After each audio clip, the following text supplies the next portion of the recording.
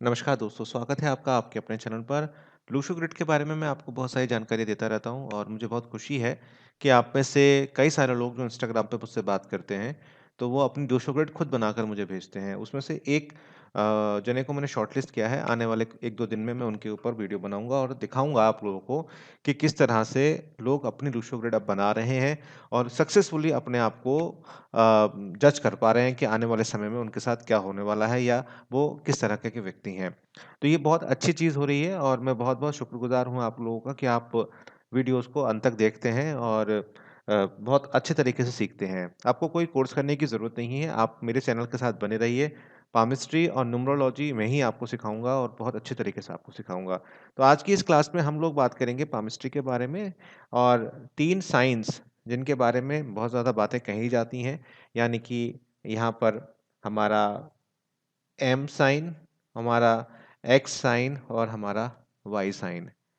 इनका क्या मीनिंग होता है और कई सारे मित्र मेरे ऐसे हैं जो मुझे कमेंट करते हैं व्हाट्सएप पर भी, ये मेरा व्हाट्सएप का नंबर है और ये मेरा आपका इंस्टाग्राम का नंबर है कि सर हमारे पास एम है, हमारे पास एक्स भी है और हमारे पास वाई भी है। अलग-अलग लोग मुझसे कहते हैं लेकिन हमें वो सक्सेस नहीं मिल रही, जो पामिस्ट्री की वीडियोज़ में कहा जाता है कि एम अगर आपके हाथ में है तो आप बहुत ज़्यादा धनी हो जाएँगे, एक्स आपके पास है तो बहुत ज़्यादा आप धनी हो जाएँगे और वाई अगर आपके पास है तो भी आप धनी हो जाएँगे। तो उसका एक्सप्लेनेशन मैं आज आपको देने का प्रयास करूँगा कि क्यों सफलता आपको नहीं मिलती है, जब आपके पास ये तीनों या तीनों में से कोई एक ही होगा ज़्यादातर, तो क्यों नहीं मिलती वो आपको? तो वीडियो बहुत इंटरेस्टिंग है और आपको बहुत समझ में आने वाली चीज़ है कि आपको सक्सेस क्यों नहीं मिल रही है।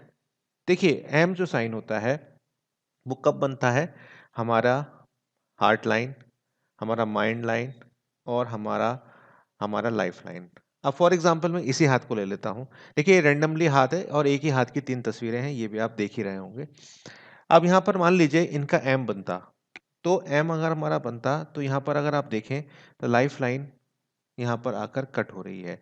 ये इनकी लाइफ लाइन यहाँ से कट हो रही है, तो जब तक आपका एम निर्दोष नहीं बनेगा, यानी कि दोष रहित नहीं होगा, तब तक आपको वो सक्सेस आपको नहीं मिलेगी। लाइकवाइज़ जैसे हमारी यहाँ पर लाइफ़लाइन गड़बड़ थी, उसी तरह से हमारी जो माइंड लाइन है, एक बार मैं कलर दूसरा ले लेता हूँ। तो जैसे हमारी ये माइंड लाइन है, अगर ये यहाँ पर टूटी हुई है या किसी तरह से ये पूरी तरह से आपके लास्ट तक जा रही है और इस तरह का कोई एम अगर आपके हाथ में बन रहा है, तो वो आपको उतना बेनिफिशियल नहीं होगा, जितना कि आपका इंडिविजुअल एम जो है वो बनेगा, वो ज़्यादा आपके लिए बढ़िया होगा। उसी तरह से आपकी जो हार्ट लाइन है, अगर उसमें कहीं प्रॉब्लम्स हैं, वो कहीं से ब्रेक्ड है या पतली है या कलर उसका अलग है, तो वो भी आपको उतना सपोर्ट नहीं देगी जितना आपको मिलना चाहिए। लेकिन इसमें कतई ये बात नहीं है कि पैसा नहीं आएगा, पैसा तो आएगा, लेकिन ये तीनों साइन जो हैं वो इस चीज़ को मतलब बहुत ज़्यादा इंटरप्रेट कर जाते हैं लोग कि अगर एम सिर्फ़ होने से पैसा आ जाता, तो फिर कर्म करने की ज़रूरत क्या थी? तो यहाँ पर पहली बात तो ये आती है कि तीनों साइन अगर आपके हाथ में है, तो ये मैं कह सकता हूँ कि आप कर्म करेंगे तो उसका रिज़ल्ट आपको अच्छा जल्दी मिल सकता है। लेकिन ये कतई मतलब नहीं है इन तीनों साइन का कि अगर आपके हाथ में आ गए, तो आप जो हैं कुछ करें ही ना और पैसा आपके पास आता जाए। अब बहुत सारे लोग इसमें बिल गेट्स का, बैरन बफेट का यहाँ पर एग्ज़ाम्पल्स लेते हैं। तो अगर आप उनकी हिस्ट्री को भी उठा के देखेंगे ना, तो उन्होंने स्ट्रगल किया है। बिल गेट्स को ख़ास तौर से अगर आप देखें तो बहुत स्ट्रगल करने के बाद सक्सेस उन्हें मिली है and he is quite brilliant. तो एम अगर आपके पास है या एक्स आपके पास है या वाई आपके पास है, तो नेवर गिव अप की स्थिति आपकी होगी। साथ-साथ आपकी जो क्लेवरनेस है, स्पॉन्टेनियस जिसे हम बोलते हैं, हाजिर-जवाबी जिसे बोलते हैं, वो आपके पास ज़रूर होगी। तो उम्मीद करता हूँ ये चीज़ आपको समझ में आई होगी कि अगर एम आपके पास बना हुआ है, इंडिविजुअल है, कोई उसमें दोष नहीं है, तो वो बहुत अच्छा है, बहुत शुभ है, बहुत बढ़िया आपको रिज़ल्ट्स दे देगा। लेकिन अगर तीनों लाइन से मिलके बना है, उन तीनों लाइन्स में कहीं पर दोष है, कहीं पे कोई प्रॉब्लम्स हैं, कटी है, फटी है या हल्की है या कोई भी दोष उसके अंदर आ रहा है, तिल आ रहा है, कुछ भी आ रहा है, तो वो आपको उतना लाभ वहाँ पर नहीं देगी और इसका कतई मतलब ये नहीं है कि आपके हाथ में एम आ गया, तो आप कल से सोच के बैठ जाएँ कि भई अब तो मुझे काम ही नहीं करना है। अब तो मेरे पास भगवान ने मेरे को एम दे दिया तो मेरा काम बन जाएगा।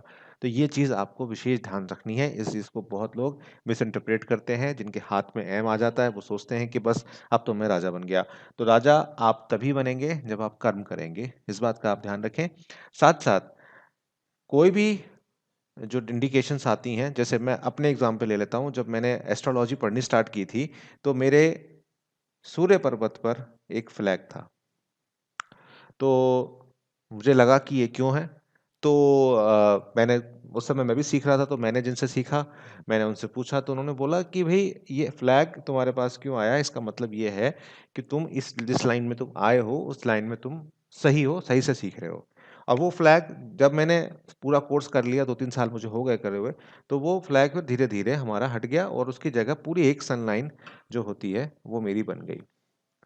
तो ये आप ध्यान रखिए कि हमेशा सिर्फ इंडिकेशंस होने से कुछ नहीं होता, आपको कर्म करने पड़ते हैं। सेकंड ऑप्शन पे आता हूँ, जो कि हमारा एक्स का ऑप्शन है, कि एक्स हमारा कहाँ बनता है? देखिए, भाग्य रेखा हमारी ये चलती है और भाग्य रेखा के साथ-साथ कोई एक लाइन यहाँ पर आकर काटती है।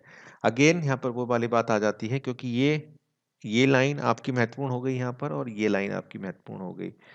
तो अगर आपकी ये लाइन में कहीं पे प्रॉब्लम्स हैं तो ये एक्स आपको फ़ायदा नहीं देगा। साथ-साथ अगर ये आपकी भाग्य रेखा है और अगर कुछ इस तरह से फॉर्मेशन हो रही है या हल्की सी लाइन यहाँ पे काट रही है, तो यहाँ पर आपको लाभ ज़रूर मिलेगा, ये बात ध्यान रखिएगा। या कुछ इस तरह की भाग्य रेखा है, कोई लाइन इस तरह से आके काट रही है, तो ये आपको लाभ ज़रूर देगा। और अगेन इसमें वही बात आती है निकल के, कि आप जो खराब सिचुएशंस होती हैं लाइफ़ की, प्रॉब्लमेटिक सिचुएशंस होती हैं, उसमें आप डटकर सामना करेंगे।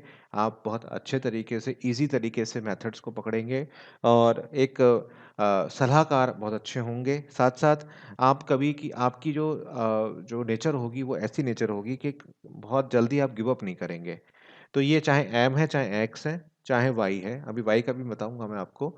तो ये जो स्थिति होती है, ये स्थिति इन चीज़ों को दर्शाती है।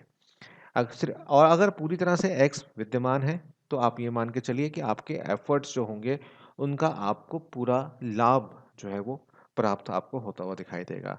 तो ये मुझे लगता है कि एक्स और एम की स्थिति आपको समझ में आ गई होगी। अब चलते हैं वाई की तरफ, कि वाई हमें क्या कह रहा है। वाई, देखिए वाई, मैं यहाँ पर ये बात नहीं कर रहा हूँ कि साटन पे खत्म हो रहा है, जुपिटर पे खत्म हो रहा है, मैं सिर्फ वाई की बात कर रहा हूँ। वाई अगर आपके हैंड में है तो एक तो फीलिंग्स बहुत अच्छी होंगी आपकी, बड़ी प्योर फीलिंग्स होंगी, आपके फ्रेंड्स बहुत होंगे, एंड आपकी जो प्रोसेस होगी लाइफ के प्रति, वो बहुत ज़्यादा सीरियस नहीं होगी, आप बहुत इजी गोइंग होंगे।